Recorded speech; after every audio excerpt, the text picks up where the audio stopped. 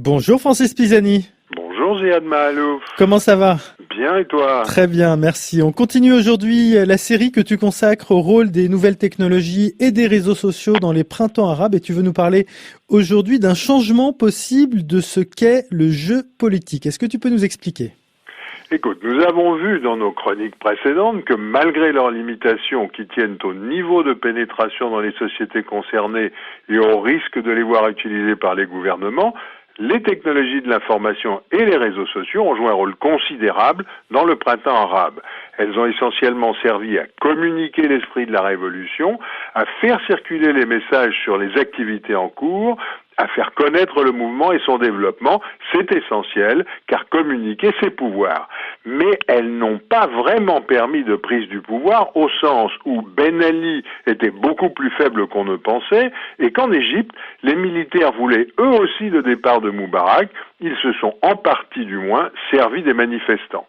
D'où cette idée essentielle que je défends, l'écosystème perturbateur, c'est-à-dire l'Internet, la téléphonie mobile, les réseaux sociaux et Al Jazeera, ont contribué au printemps arabe, mais ils n'ont pas vraiment démontré qu'ils permettaient de prendre le pouvoir. Le rapport principal est peut-être qu'ils contribuent à changer la façon dont se déroulent les affrontements politiques.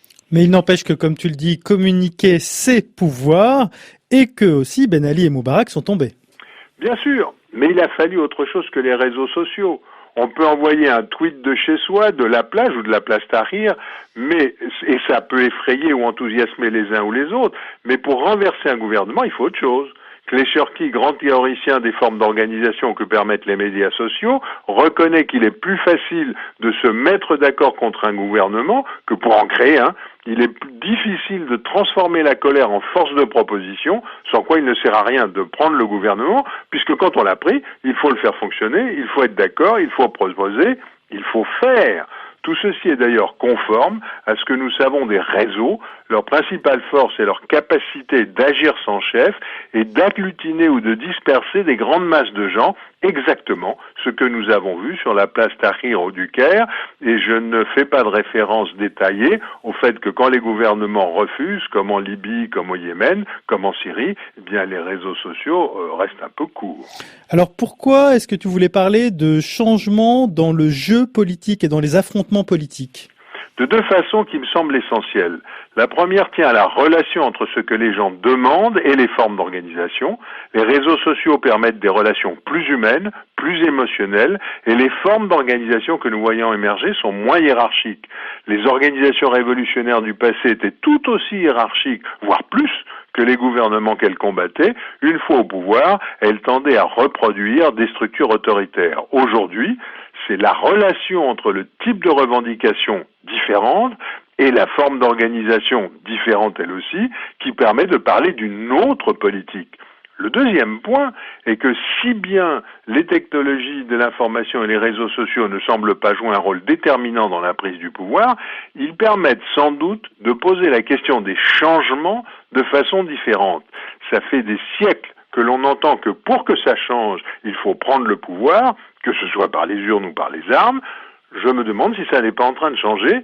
Si nous avons les outils pour nous mobiliser sans l'intervention des chefs et des organisations traditionnelles pour que s'autoconvoque un nombre considérable de personnes capables d'exprimer des revendications, cela veut peut-être dire que les affrontements politiques ne passent plus exclusivement par les élections ou par la prise du palais présidentiel. Il n'est peut-être pas indispensable de prendre le pouvoir pour mettre en marche des changements. Si c'est vrai, c'est une vraie révolution mise en évidence par le printemps arabe. Une révolution qui, si je comprends bien, ne va pas s'arrêter à des dictatures quasiment caricaturales comme celle de Tunisie ou d'Égypte, mais qui va arriver dans des pays dits démocratiques. Exactement, mais tout ça reste à inventer. C'est à nous maintenant d'inventer comment on s'en sert pour changer la façon dont on fait la politique dans des situations démocratiques. Merci Francis. Je rappelle que tu chroniques chaque jour l'actualité des nouvelles technologies sur ton blog et sur ton compte Twitter. Ça s'appelle Transnet au pluriel. À la semaine prochaine Francis. À la semaine prochaine, Ziad.